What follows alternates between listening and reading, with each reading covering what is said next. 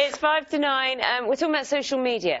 It's played a part in most people's lives for around a decade, and in that time it's had a huge impact too. Yeah, it's hard to avoid it, isn't it? Businesses have been launched from it, of course. Relationships have been started and flourished, some not so. But it's not all positive. Some critics say social media affects the way we communicate with each other. Of course, you've got online bullies and there's trolls as well that can cause anxiety for many users. So, could we benefit, Naga, from taking a break from it? We might be. We're going to have to listen to this, I think, the arguments for and against, and make a decision, because you don't think perhaps it's your thing. I don't know. We don't know. OK, we'll see. So with us now, we have Anya, who is stopping using social media throughout September. Good morning, Anya. Good morning. And we have Duncan from the Royal Society for Public Health. Good morning to you as well. OK, so this is all about scroll-free September. Duncan, why should this even be a thing now?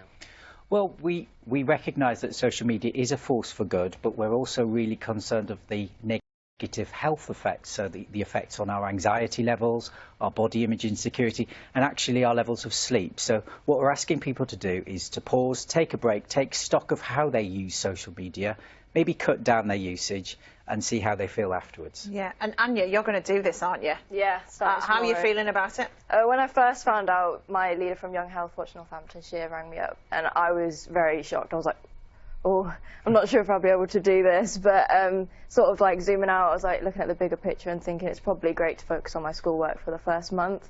And I think it will be very hard, definitely the first week, but then I think it'll be good in the long term. How much do you use social media at the moment?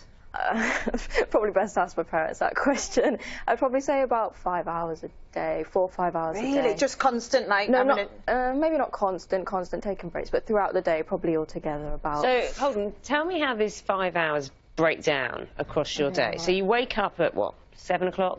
Yeah, probably about 8 o'clock, half 8. 8 o'clock, and then wake up. Do you start then? So your phone's straight on the bed. Phone. Yeah, straight on the phone, just checking up Snapchat, Twitter, Instagram. Okay. And then go down for breakfast, see the family, see what's going on. And then lunchtime, maybe check up again. Go out for the day, see what's happening, and then back on in the evening. I don't believe you don't look between breakfast and lunchtime. I mean, probably a quick check-up, nothing major, maybe 10 minutes. Because we all do it. I mean, the thing is, you're not unusual, because the average, actually, that people use social media is 3 to 4 hours, isn't it? So it's not a huge amount compared to other people. So then, if you're going to stop completely, are you going to stop completely? Yeah, no, I'm pretty. If I'm going to do it, I want to do it properly. I don't want to mess about with it. So what are you worried about with it? I mean, because social media, I use it a lot to contact friends and everything. I'll probably have to switch to, like, it'll be hard not to be as connected in such a novelty way. You might have to use a phone as a phone's meant to be used. I know. Not actually speaking on it. It'll be weird, yeah. I think, it'll be hard. Duncan, what are you hoping to achieve from this? We just want to see whether it makes a difference to people's health and well-being. So we're concerned at some of the negative effects of social media, and we want to see whether this does make a positive effect. So, you know, we've got Dry January, we've got Stoptober. We know that social media has been implicated in negative mental health issues, and therefore we want to see whether that makes a positive difference. Anya, have you ever felt under pressure or felt that it's affected your behaviour negatively, being on social media? Because there is a lot of chat about young people feeling under pressure in terms of having to prove they're having fun or look a certain way because so many filters are used, by celebs or not, in terms of pictures. Personally, I don't feel I might be as affected as other people might be. But I know that on, like, Instagram, everyone puts, like, the best bits of their life on there. But I'm also aware that that's not always what the case is. Not everyone's perfect. Everyone's got their flaws. Everyone's just putting the best things on social media.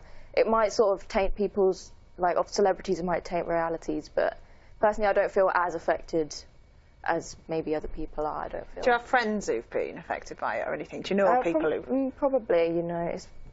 Most people keep it to themselves, maybe, but personally, I don't feel sort of. Duncan, do we have to do it for the whole month?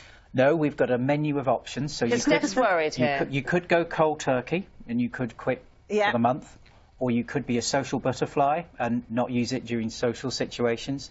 You could be a sleeping dog and not take it to bed with you, because obviously this is the sleep impact. You could be a night owl, so you don't use it after 6 o'clock. And there is a busy bee as well, busy bee option, so don't use it at work. Yeah, I think Naga's the dog and I'm the butterfly. That's not going to start a row, is it? Duncan, Anya, thank you so much. Thank you very much. Good luck with it, Anya.